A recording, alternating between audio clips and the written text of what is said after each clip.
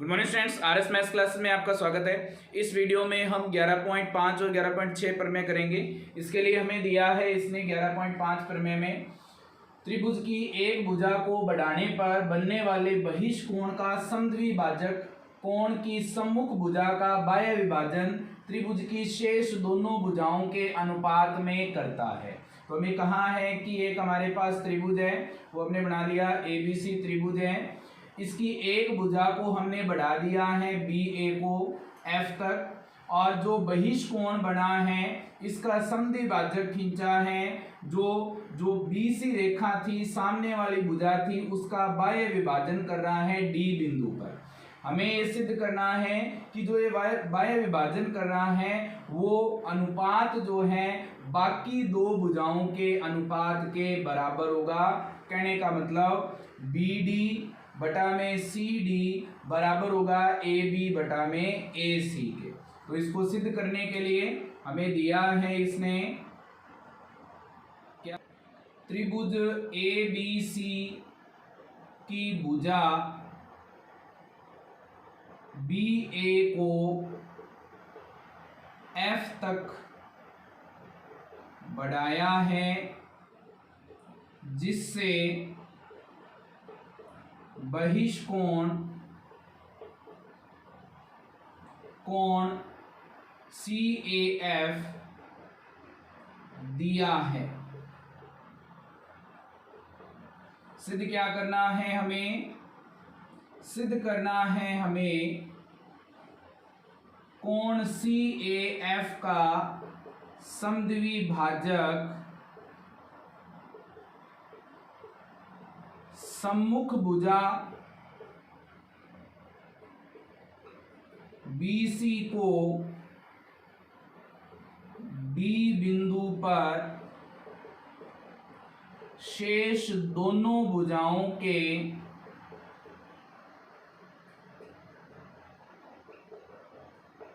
अनुपात में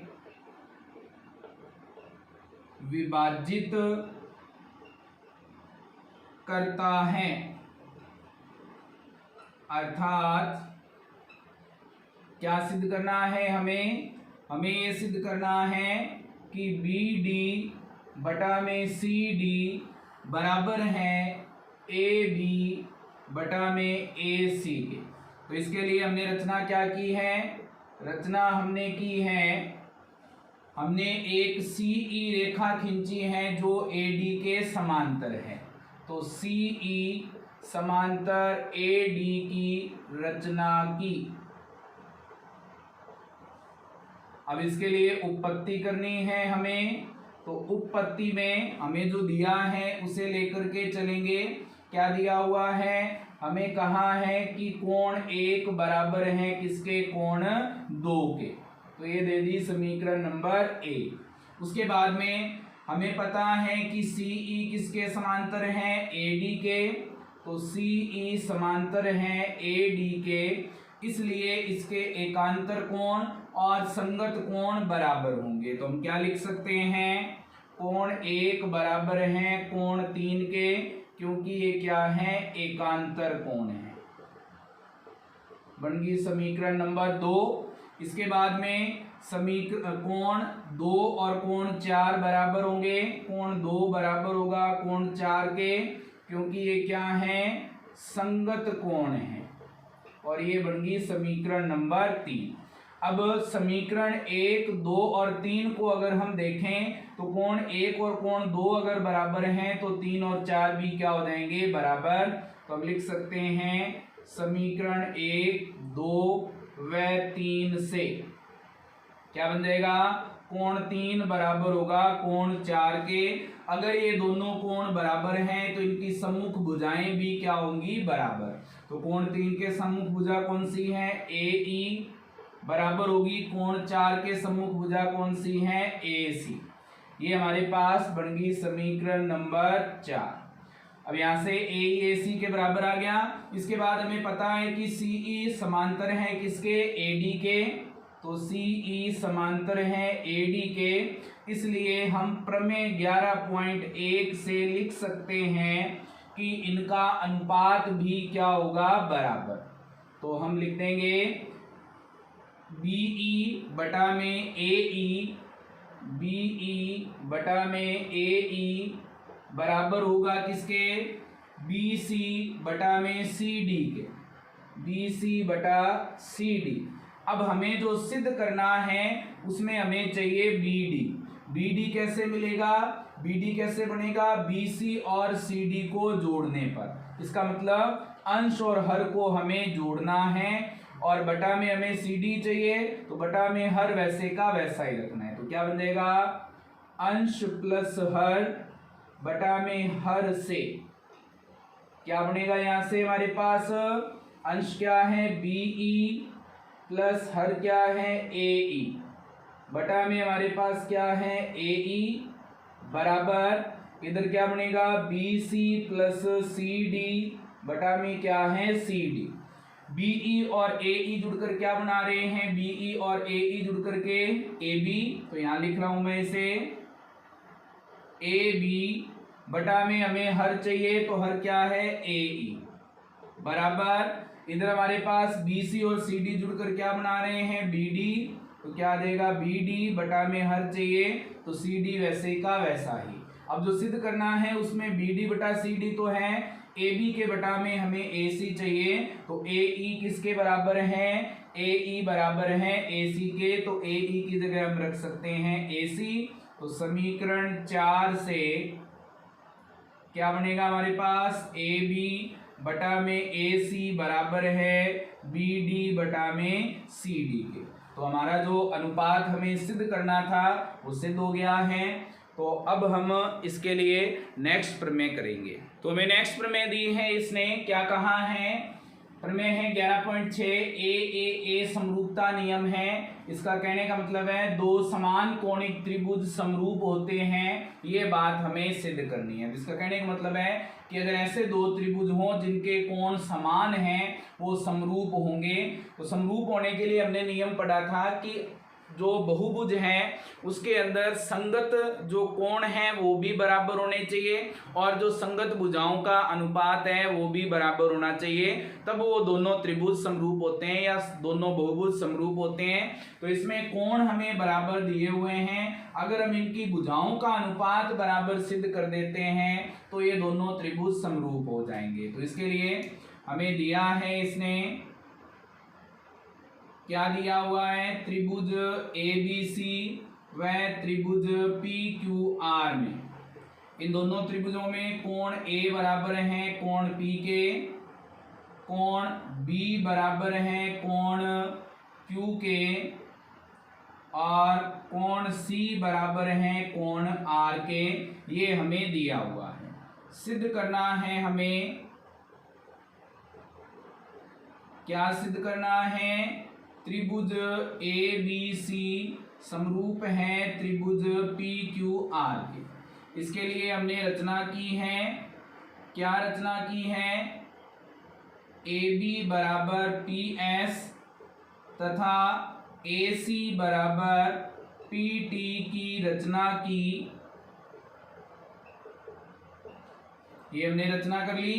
अब हमें उत्पत्ति करनी है इसकी। तो उत्पत्ति में अगर हम देखें तो त्रिभुज ABC और त्रिभुज PST को लेकर के चलेंगे, त्रिभुज ABC व त्रिभुज PST में, इन दोनों त्रिभुजों में अगर देखें तो कोण A बराबर है कोण P के, कोण A बराबर है कोण P के।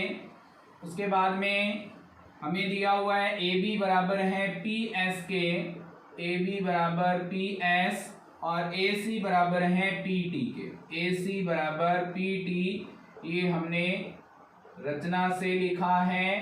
अब किसी दो त्रिभुजों में, किन्हीं दो त्रिभुजों में अगर एक कोण बराबर हो जाए, संगत कोण बराबर हो जाए और दो संगत भुजाएं बराबर हो जाएं तो दोनों त्रिभुज क्या होंगे, सर्वांग सम होंगे।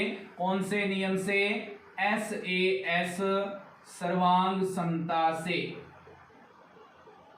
तो SAS सर्वांग समता से त्रिभुज ABC सर्वांग सम हो जाएगा त्रिभुज PST के।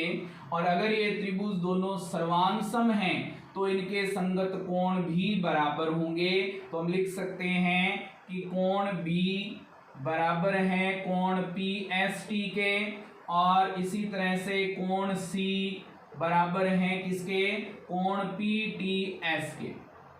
अब इसके लिए अगर हम देखें तो कोण B बराबर है PST के, और यहाँ पे दिया हुआ था कि कोण B बराबर है Q के, तो दोनों तरफ B है, तो ये दोनों कोण आपस में क्या हो जाएंगे, बराबर।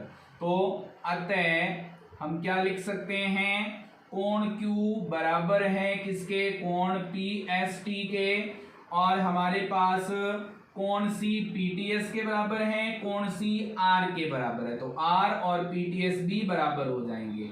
तो कोण R बराबर है कोण PTS के। अब ये कोण इस कोण के बराबर है, ये कोण इस कोण के बराबर है। संगत कोण अगर बराबर हो तो ये दोनों रेखाएं क्या हो जाती हैं, समांतर। तो हम लिख सकते हैं ST समांतर है किसके, QR के। अगर ये समांतर हैं तो ये इनको समान अनुपातों में विभाजित करेगी भुजाओं को। तो हम लिख सकते हैं प्रमेय 11.1 से क्या बन जाएगा, PS बटा में SQ, PS बटा में SQ बराबर होगा PT बटा में TR, PT बटा में TR के। अब हमें जो सिद्ध करना है वो सिद्ध करना है पूरी भुजा को। तो पूरी भुजा कब बनेगी, जब हमारे पास PS और SQ जुड़ेंगे। हमें PS चाहिए क्योंकि PS की जगह हम क्या रख सकते हैं, AB रख सकते हैं। तो अंश हमें वैसे का वैसा ही रखना है, हर में हमें अंश और हर को जोड़ना है। तो क्या बनेगा, अंश बटा में अंश प्लस हर से क्या बन जाएगा, यहां से हमारे पास अंश वैसे का वैसा ही PS बटा में अंश और हर को जोड़ना है, तो PS प्लस में SQ बराबर, इधर भी हमें PT वैसे का वैसा ही रखना है, बटा में हमें PT और TR को जोड़ना है। तो PS वैसे का वैसा ही, PS और SQ जुड़ेंगे क्या बनेंगे, PS और SQ जुड़ रहे हैं क्या बन रहा है, PQ बटा में क्या आ जाएगा, PQ बराबर PT और TR जुड़ेंगे, PT और TR जुड़ेंगे क्या बना रहे हैं, PR। तो क्या बन जाएगा, PT बटा में PR। PS की जगह क्या रख सकते हैं, PS किसके बराबर है, AB के। तो यहाँ पे क्या देगा, AB बटा में PQ। PT किसके बराबर है, PT बराबर है AC के। तो क्या देगा, AC बटा में PR। तो AB बटा में PQ, AC बटा में PR ये बराबर आ गए हैं। इसी प्रकार इन दोनों भुजाओं का अनुपात भी बराबर हो जाएगा। तो हम क्या लिख सकते हैं, इसी प्रकार AB बटा में PQ बराबर है AC बटा PR के, और ये बराबर होगा BC बटा में QR के। और अगर तीनों भुजाओं का, तीनों संगत भुजाओं का अनुपात अगर बराबर हो जाता है, कोण हमें बराबर दिए हुए हैं, तो ये दोनों त्रिभुज क्या हो जाएंगे, समरूप। तो हम क्या लिख सकते हैं, अतः त्रिभुज ABC समरूप है त्रिभुज PQR के। तो हमारी जो प्रमेय 11.6 थी, AAA समरूपता जो था वो सिद्ध हो गया है। आगे की प्रमेय के लिए हम नेक्स्ट वीडियो देखेंगे। इसके लिए वीडियो को लाइक करें, कमेंट करें, शेयर करें और ज़्यादा से ज़्यादा लोगों तक वीडियो को पहुंचाएं। चैनल को सब्सक्राइब करें और ज़्यादा से ज़्यादा लोगों को सब्सक्राइब करवाएं। Thank you students.